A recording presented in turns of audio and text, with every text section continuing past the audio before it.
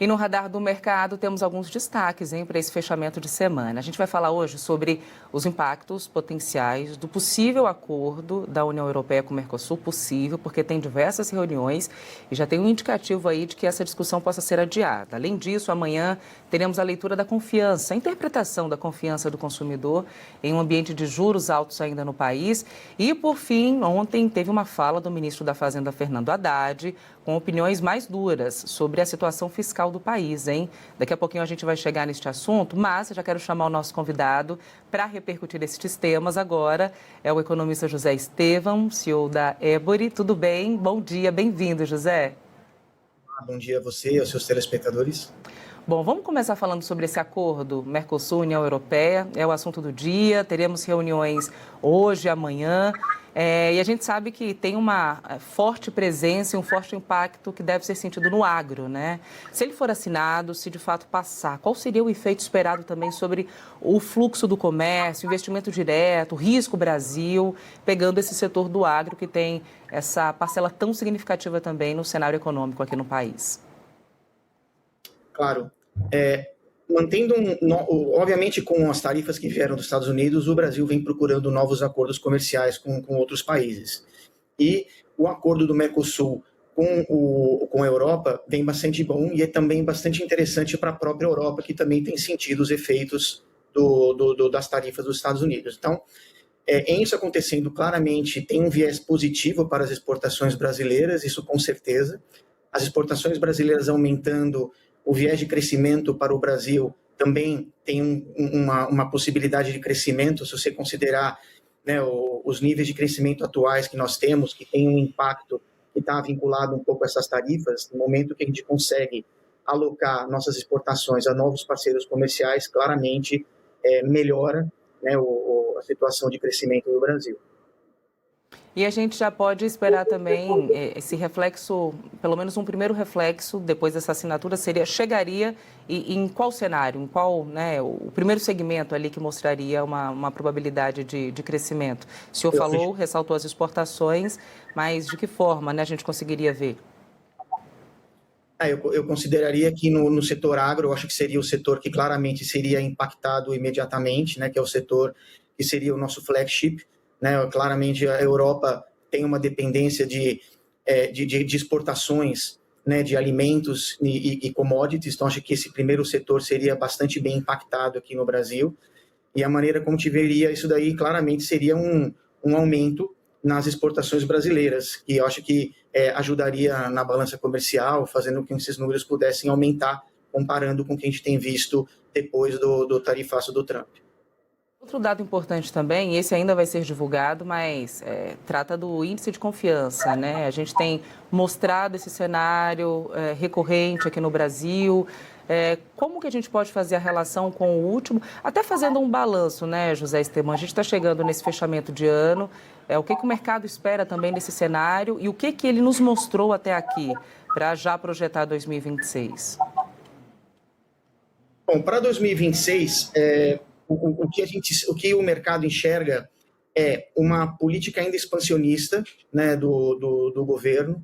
Essa política expansionista, claramente, ela impacta em algumas dúvidas que o Banco Central poderia ter com relação à taxa de juros. Essas taxas de juros mantendo-se bastante altas têm um impacto no crescimento do país, né? Em termos de inflação, espera-se que a inflação no Brasil tende a cair ao longo de 2026, né? O próprio Banco Central ele espera que isso possa chegar nos níveis de 3,5%, o mercado um pouquinho mais pessimista nos níveis de 4,2%, mas claramente com os níveis de inflação chegando mais próximos do centro da meta, tendo o Banco Central com um pouco mais de confiança para começar a baixar o ciclo de juros, que acreditamos que por volta de março começa a ter uma redução, eu acredito que os índices de confiança, né, começam a melhorar. Agora, mesmo com esses juros elevados, nessa taxa tão elevada que a gente tem falado com frequência por aqui, como é que a gente poderia resumir, né, talvez, as operações, o que o mercado precificou para esse ano? O Brasil ele fecha 2025 num tom de equilíbrio ou num tom ainda de cautela e preocupação? eu acho que o mercado está realmente olhando ainda com um nível de cautela, né? Se você for pensar, é verdade que a inflação vem caindo, mas nós, no Brasil mesmo, já vimos aquele efeito rebote, né? Onde você vê a inflação começa a cair, os juros começam a cair, a inflação volta a subir. Então, acho que o Banco Central ele está cauteloso com relação à queda de juros, um pouco em função de dar um pouco de tempo para ver essa queda da inflação, como que realmente ela busca se estabilizar.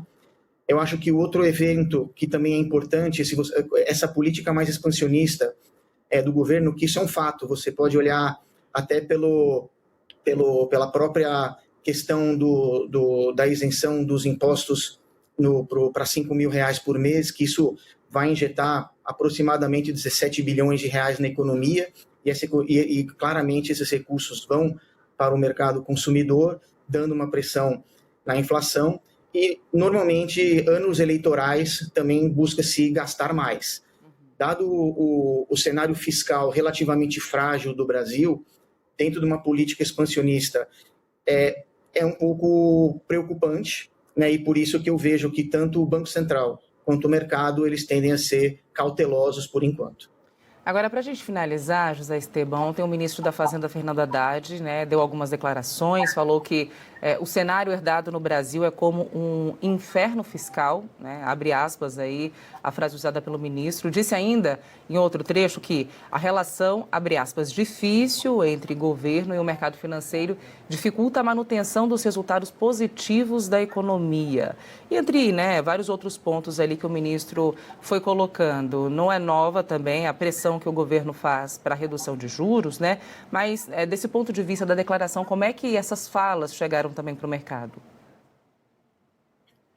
Bom, as falas, obviamente, o mercado entende, né, a reação do ministro, obviamente, né, todo mundo, acho que todos os entes aqui, tanto o mercado como o governo, querem um cenário onde a gente tem um fiscal mais forte.